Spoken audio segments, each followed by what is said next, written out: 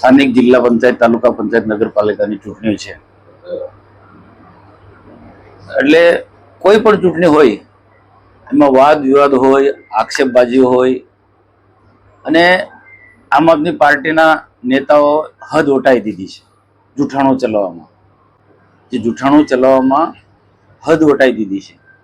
અને આપ બધા જાણો છો તેમ સોશિયલ મીડિયામાં પણ અમારી પાસે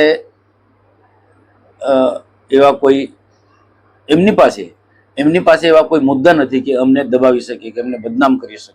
ભારતીય જનતા પાર્ટી સિસ્ટમ છે. બીજી બધી પાર્ટીઓ કરતા ભારતીય જનતા પાર્ટી કાર્યકર્તા ક્યાં શું કામ કરે છે, સક્રિય છે કે નિષ્ક્રિય છે, એ સતત મોનિટરિંગ કરતી હોય. તમારી જિલ્લાની મિટિંગ હતી તો જિલ્લાના મુખ્ય આગેવાનોની વચ્ચે અમારા નીલભાઈ રાવ સાથે થોડી વાતચીત થઈ કે ભાઈ મેં એમને કીધું કે અમુક સીટો પર બધું ધ્યાન આપો તમે. અને જિલ્લાના સંગઠનના બાકીના લોકો થોડા જે જૂઠાણું ચલાવે છે આમ આદમી પાર્ટીના, એને આક્રમક રીતના એને જવાબ આપો. અને જે સોશિયલ મીડિયામાં કેટલુંક અમારા માટે બેફામ ગાળો બોલે છે એમના લોકો, મેં કહ્યું એમને પણ તમે લોકો જવાબ આપો, એમને આપણું સોશિયલ મીડિયા મજબૂત કરો. આ બધી વાતચીત કરી. અને જે બાકીની રીતના જે પાર્ટીનું જે મેનેજમેન્ટ કરવાની હોય એ પણ ભાઈ પ્રમુખ તરીકે તમારી જવાબદારી છે. આ રીતના મેં એમની વાતચીત થઈ. એ સ્વાભાવિક છે કે મારો એક સ્વભાવ છે કે કામ મને જોઈએ. કોઈ પણ કામ કાર્યકર્તા ન કરતો હોય તે મારી રીતના મેં દબાવીને પણ કામ કરું છું. મારી જીતવું છે, તાલુકા પંચાયત જીતવું, જિલ્લા પંચાયત જીતવું છે. ને જુઠ્ઠા લોકો, આમ આદમી પાર્ટીના જુઠ્ઠા લોકોની સાથે મારે લડવાનું છે. અને અત્યાર સુધી મારે દાવા સાથે કહું કે ગુજરાતની અંદર જે પ્રકારે ચૈતર વસાવા આક્રમક રીતના ચાલતું હતો, તો ચૈતર વસાવાને રોકવાનું કામ મેં કરીશ. ગુજરાતની અંદર કોઈ પાર્ટીઓએ હિંમતભેર ચૈતર વસાવાને કાઉન્ટર કરવાની કોઈ હિંમત નથી કરી. એટલે સ્વાભાવિક છે કે મને ટાર્ગેટ બનાવીને ચાલે. ન જેવી પાર્ટી કાર્યાલયમાં અમારી વાદ વિવાદ થયો છે નાનો મોટો, હું સ્વીકારું છું, પણ એ ઘરની બાબત છે. પરિવારમાં પણ નાનો મોટો ઝઘડો થતો હોય એને ખોટી રીતના એમને આખું ચગાવ્યું છે કે મનસુખભાઈ ને નીલ રાવ વચ્ચે ઝઘડો થયો, આમ થયો, તેમ થયો. એવો કોઈ ઝઘડો નથી થયો. અને એવું કે ગાળાગાળી નથી થઈ, કે એવું કે બોલાચાલી પણ નથી થઈ.